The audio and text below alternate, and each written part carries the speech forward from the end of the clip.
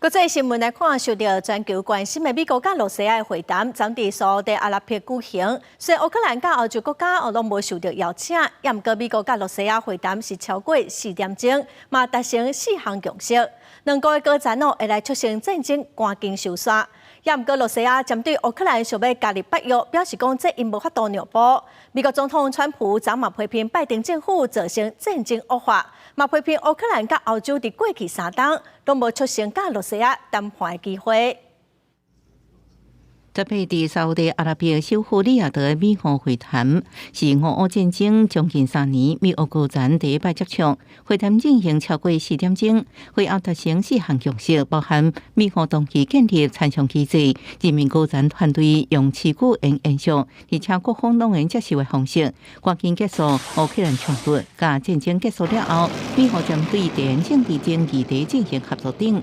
美国国务卿鲁比奥强调，为结束战争，各方拢爱让步。In order to bring an end to any conflict, there has to be concessions made by all sides. 罗西亚是坚持伫北约扩张，乌克兰加入北约，甲北约部队部署乌克兰等3件事件顶悬绝对袂让步。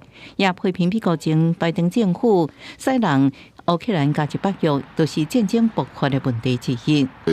крупнейших ошибок Байдена и его администрации, и что, будь Трамп президентом, он бы такого не допустил. 罗西亚10日回应，乌克兰有权加入欧盟，毋过免加入北约，也强调若是有必要，总统普廷愿意甲乌克兰总统泽伦斯基见面。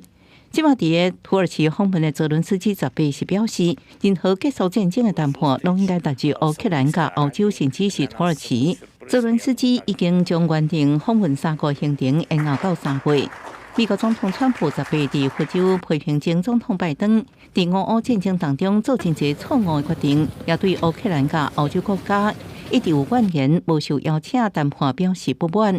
佢认为因这3年来应该做的拢无做。Well, you've been there for 3 years. You should have ended it 3 years. You should have never started it. You could have made a deal. 包含欧洲国家领袖甲国际专家拢认为，这场第3个的美俄谈判一开始就倾向罗西亚，美方对俄国做出伤过侪让步。普京也透过这场会谈测试美方的底线。法国总统马克宏19日，会一摆针对乌克兰战争开第2摆欧洲甲非欧洲国家会议，参详对策。国际新闻景焕庆编译。